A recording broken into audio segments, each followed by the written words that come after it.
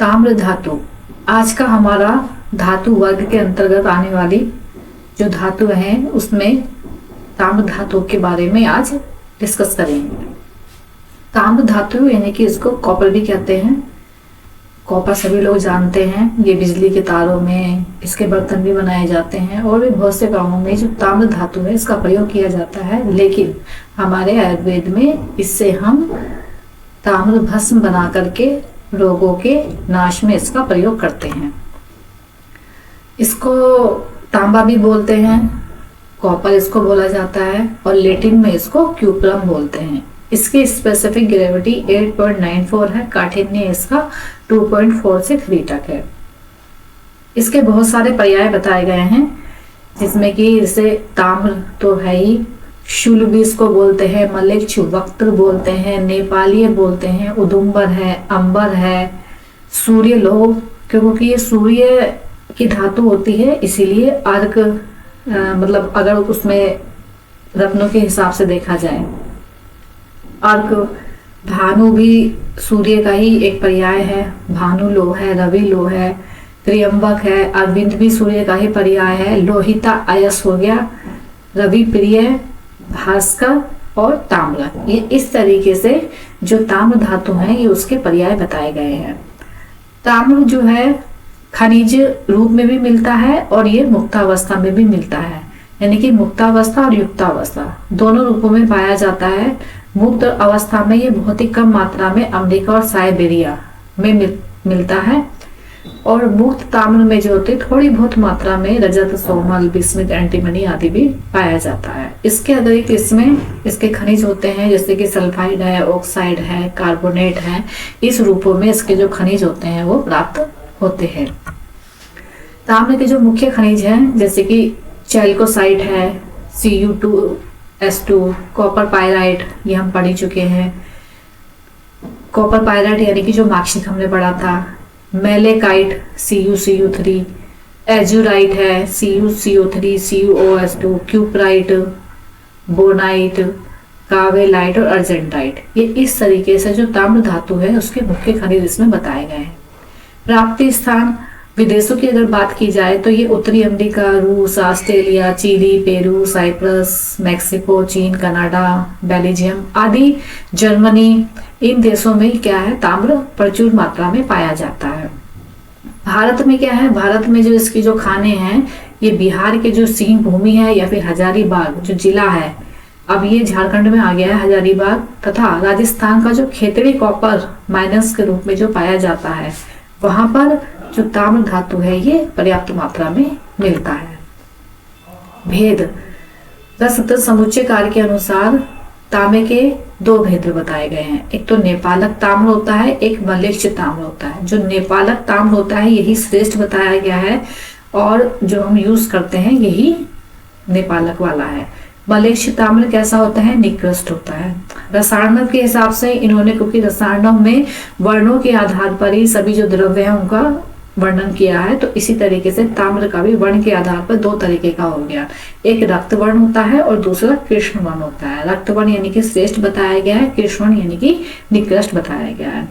अब जो रसतत्व समुच्चय कहानी जो 2 भेद बताए यानी कि नेपालक ताम्र जो श्रेष्ठ है वही श्रेष्ठ है, उसमें भी हमें कैसा मतलब जो ग्राह्य ताम्र है वो कैसा लेना चाहिए, कैसा होता है ये जो नेपालक वाला है, ये स्निग्ध होता है, मृदु होता है, रक्तवर्ण का होता है और जब हम इसको हथौड़ी से अगर आघात करते हैं तो ये टूटना नहीं चाहिए, भारी होना चाहिए। अग्नि और जल के संपर्क में आने से इसमें किसी भी तरीके का कोई चेंजेस नहीं होना चाहिए। इसीलिए जो श्रेष्ठ गुण से युक्त होता है उसी को ही हम नेपाली ताम्र या नेपालक ताम्र के नाम से जानते हैं। आग्राह्य कैसा होगा, आग्राह्य यानी कि जो मलेच्छ ताम्र होगा जो हमें नहीं लेना है, जो कि निकृष्ट है, तो ये कैसा होता है, ये श्वेत होगा, रक्त वर्ण का ये भी होगा, लेकिन इसमें कुछ कृष्ण वर्ण का भी मिश्रित वर्ण होता है, यानी कि इन तीनों का मिश्रित वर्ण होता है। ये अति वामक होता है, मतलब वोमिटिंग उल्टी कराने वाला होता है, कठोर होता है, धोकर साफ करने पर भी अगर इसको हम अच्छी तरीके से धुल करके साफ भी कर ले तो भी थोड़ी देर बाद क्या होता है ये काला पड़ जाता है। तो इसीलिए क्या है मलेच्छ, मलेच्छ मतलब काला पड़ना, तो इसलिए क्या है ये आग्राह्य होता है। पांडु कृष्ण रक्त वर्ण से युक्त होता है, भार में हल्का होता है, जो श्रेष्ठ वाला होता है वो भारी होता है। और जब हम इसको हथौड़े से आघात से करेंगे तो ये टूटने वाला होता है और कैसा खुरदुरा सा दिखाई देता है। पत्रों से युक्त ताम्र को रस कर्म के लिए हम इसको त्याज्य बताया गया है, मतलब हमें जो अग्राह्य जो मलेच्छ ताम्र है वो प्रयोग में नहीं लेना है। अब है ताम्र। ताम्र के जो होते हैं विषाक्तता होती है, मतलब ताम्र जो होता है थोड़ा सा टॉक्सिक होता है। तो इसमें कौन कौन से विष दोष होते हैं, तो कुल मिलाकर के इसके अंदर 8 विष दोष बताए गए हैं। तो और ये भी कहना है कि जितना ताम्र टॉक्सिक हो सकता है शायद उतना टॉक्सिक कोई नहीं होता है। तो इसमें कौन कौन से, यानी कि जिसको खाने से क्या हो जाती, अगर हम इसको बिना शोधन करे प्रयोग करके खा लें तो क्या है, ये व्यक्ति की मृत्यु तक कर देता है। जबकि ताम्र में एक साथ विष के समान कौन कौन से मतलब विष दोष होंगे, भ्रम होगा, मूर्छा, ये डोज के हिसाब से है, कम डोज खाई कि ज्यादा डोज खाई, भ्रम है, मूर्छा है, विधा है, स्वेद, क्लेद, वांति, अरुचि, चित्त संताप, ये क्या बताए गए हैं, 8 के विष दोष बताए गए हैं। मतलब ये दोष होते हैं, इसीलिए इसको खाने से क्या है, मृत्यु तक हो जाती है। अब क्योंकि विष होता है, विषाक्त होता है, इसलिए इसको शोधन की आवश्यकता है, क्योंकि अगर हम अशुद्ध रूप में इसका सेवन करेंगे तो क्या है, विष प्रभावी होकर के क्या है, आयु, कांति, बल, वीर्य का नाश कर देगा और अंत में मृत्यु वो डोज के ऊपर है। वमन करेगा, मूर्छा, भ्रम, उत्क्लेद, कुष्ठ, शूल को उत्पन्न करता है। इसी प्रकार से क्या करेगा, उत्क्लेश होकर विरेचन करा देगा, भ्रम, उन्माद, दामो आदि क्या है, ताम्र से उत्पन्न होने वाले महादोष होते हैं। शोधन करने पर भी क्या कह रहे हैं कि शोधन करते हैं उस पर भी क्या है, इनके दोषों का ही निवारण हो जाता है। इसका रस, वीर्य, विपाक कैसा होता है, अमृत तुल्य होता है, मतलब ये अमृत तुल्य है, इसलिए हम इसको औषधि के रूप में प्रयोग करते हैं। इसलिए जब हम इसको सम्यक रूप से शोधन के बाद प्रयोग करते हैं तो ये और अमृत के तुल्य हो जाता है। शोधन के लिए क्या करेंगे, शोधन जैसा कि हमें पता है कि धातुओं का सामान्य शोधन होता है, विशेष शोधन होता है। सामान्य शोधन के बारे में हम पहले भी टॉपिक्स में बता चुके हैं। तो इसमें क्या है, वही तिल, तेल, तकरे, ये कुलथे के क्वाथ में 7 बार बुझाने से शोधन हो जाता है। विशेष शोधन के अंदर क्या है, विशेष शोधन में जैसे इसमें क्या करना है कि सैंधव लवण लेना है, सैंधव लवण के अंदर नींबू का रस मिला करके एक पेस्ट टाइप बना लेना है। अब इस पेस्ट को जो ताम्र के पत्थ है उसके ऊपर लेप करना है, सुखा लेना है, फिर सुखा करके इसको अग्नि में क्या करना है, प्रतप्त करना है। प्रतप्त मतलब जब तक लाल ना हो जाए, और जब ये लाल हो जाए तो इसको निर्गुंडी सोरस के अंदर रक्त तप्त करके क्या करना है, निर्गुंडी सोरस के अंदर बुझा देते हैं। तो यही प्रक्रिया सेम कितनी बार करनी होती है, 8 बार करनी होती है।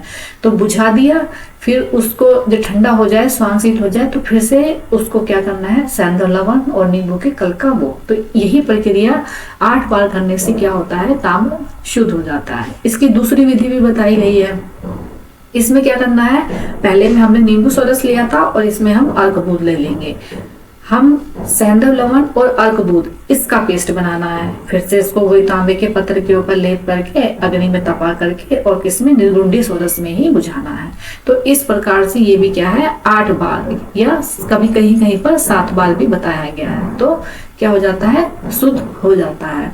तो एक तरीके से क्या है, इसमें मेन कंटेंट क्या है, मेन कंटेंट इसमें निर्गुंडी सोरस है। मतलब तांबे का क्या कर रहे हैं, हम निर्गुंडी सोरस के अंदर रक्त कप करके बुझा रहे हैं। लेकिन उससे पहले क्या है, हम लेप कर रहे हैं। किस चीज का लेप कर रहे हैं, सैंधव लवण। और इसको क्योंकि कल्क हमें बनाना है तो या तो हम चाहे नींबू सोरस ले सकते हैं या इसकी जगह हम अर्क दूध ले सकते हैं। तो इनका पेस्ट बना करके तांबे पे वो करके और निर्गुंडी सोरस के अंदर उसको बुझाना होता है।